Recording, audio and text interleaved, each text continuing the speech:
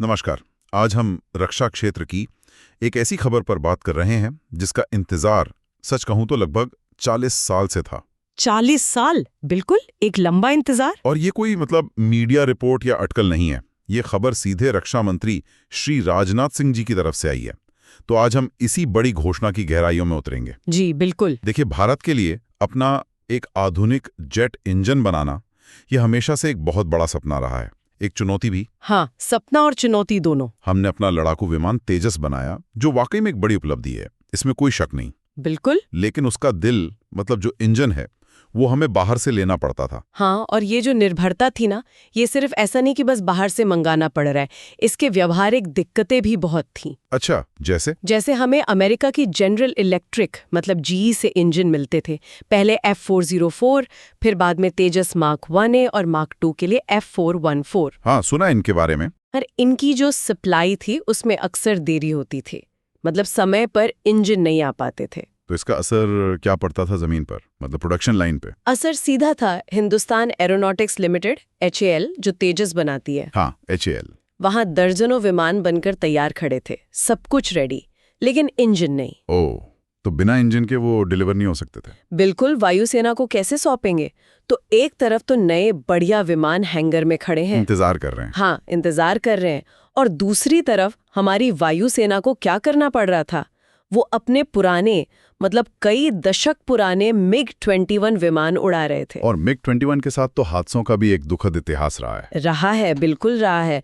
तो जाहिर है वायुसेना का जो आधुनिकीकरण होना चाहिए था वो कहीं ना कहीं अटक रहा था, और उसकी एक बड़ी वजह ये इंजन की कमी थी।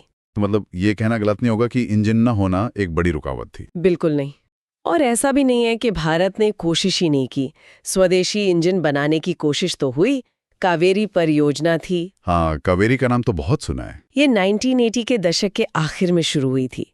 GTRE यानी गैस टर्बाइन रिसर्च एस्टैब्लिशमेंट, उसने इस पर लगभग 30 साल काम किया। पैसा भी खर्च हुआ, करीब 2000 करोड़ से ज्यादा। 30 साल? जी। लेकिन जो नतीजा चाहिए था वो नहीं मिल पाया, अपेक्षित सफलता नहीं मिली। 30 साल तो बहुत लंबा वक्त होता है किसी प्रोजेक्ट के लिए। क्या खास दिक्कतें क्या थीं कावेरी के साथ? सिर्फ ये कह देना कि तकनीक जटिल है शायद काफी नहीं है। सही कह रहे हैं आप। देखिए, जेट इंजन और खासकर एक लड़ाकू विमान का इंजन बनाना, ये इंजीनियरिंग की शायद सबसे मुश्किल चुनौतियों में से एक है। इसके कई पहलू हैं। एक तो है मटेरियल साइंस, मेटलर्जी, जो धातु इस्तेमाल होती है। अच्छा। इंजन के अंदर खासकर जो टर्बाइन ब्लेड्स घूमते हैं, वहां तापमान हजारों डिग्री सेल्सियस तक चला जाता है। हजारों डिग्री? बाप रे। हाँ, तो ऐसे में खास किस्म की मिश्र धातुएं, जिन्हें सुपर अलॉयस कहते हैं, वो चाहिए होती हैं, जो इतना तापमान, इतना दबाव झेल सकें। और इनको बनाने की जो तकनीक है, जैसे सिंगल क्रिस्टल ब्लेड टेक्नोलॉजी, हाँ, उसमें महारत हासिल करना ही अपने आप में बहुत बड़ी चुनौती है। तो मटेरियल साइंस एक बड़ी बाधा थी कावेरी के लिए? एक बहुत बड़ी बाधा थी, निश्चित रूप से। फिर उसके अलावा इंजन का पूरा डिजाइन, उसका वजन कितना होगा, वो ईंधन कितना खाएगा, और सबसे जरूरी वो कितना भरोसेमंद है, कितना सुरक्षित है। रिलायबिलिटी और सेफ्टी। हाँ बिल्कुल।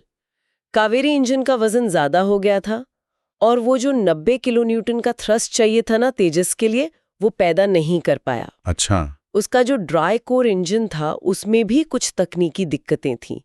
इसीलिए तो दुनिया में गिने चुने देश ही हैं, अमेरिका, रूस, ब्रिटेन, फ्रांस और अब चीन भी काफी हद तक, जो आधुनिक लड़ाकू जेट इंजन बना पाते हैं। और भारत लगातार कोशिश कर रहा था इस क्लब में शामिल होने की। बिल्कुल, लगातार। और अब लगता है शायद वो कोशिश एक नई दिशा ले रही है।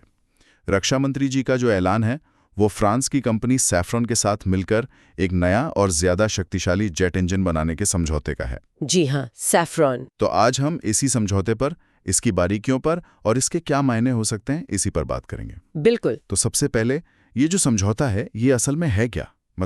किस तरह का इंजन बनाने की बात हो रही है इसमें? देखिए, ये एक जॉइंट डेवलपमेंट प्रोजेक्ट है, संयुक्त विकास परियोजना। Joint development? अच्छा। इसका मतलब है कि भारत और फ्रांस की एक कंपनी सैफ्रॉन, ये मिलकर एक बिल्कुल नया इंजन डिजाइन करेंगे और उसे विकसित करेंगे, सिर्फ खरीदेंगे नहीं। ओके, और लक्ष्य क्या है? कितना शक्तिशाली इंजन? लक्ष्य है एक ऐसा इंजन बनाना जो 11 से 120 किलो न्यूटन या शायद उससे भी ज्यादा थ्रस्ट मतलब ताकत पैदा कर सके। 120 किलो न्यूटन, ये तो काफी ज्यादा लग रहा है। अभी जो इंजन इस्तेमाल हो रहे हैं उनके मुकाबले ये कितना है? हाँ, ज्यादा है। इसको समझने के लिए थोड़ा देखते हैं। जैसे तेजस मार्क 1 में जो GEF 404 लगा है वो लगभग 80-85 किलो न्यूटन थ्रस्ट देता है। और जो तेजस मार्क 1A और मार्क 2 के लिए चुना गया है GEF 414 वो करीब 98 किलो न्यूटन देता है। ओके, लगभग 100 किलो न्यूटन। हाँ, मान लीजिए। राफेल में जो सैफ्रॉन के अपने इंजन है M88 वो भी आफ्टर बर्नर के साथ करीब 75 किलो न्यूटन तक जाते हैं। F-16 वगैरह के इंजन भी मोटे तौर पर इसी रेंज में होते हैं, 90 से 110 किलो न्यूटन तक। तो ये इंजन चौथी या 4.5 पीढ़ी के विमानों के लिए काफी है। हाँ, जो नॉन स्टेल्थ विमान है उनके लिए ये रेंज काफी मानी जाती है। तो फिर ये 120 किलो न्यूटन या उससे ज्यादा की जरूरत क्यों पड़ रही है? ये जरूरत आती है अगली पीढ़ी के विमानों से, 5वीं पीढ़ी के स्टेल्थ लड़ाकू विमान। स्टेल्थ विमान जो रडार की पकड़ में आसानी से नहीं आते। बिल्कुल।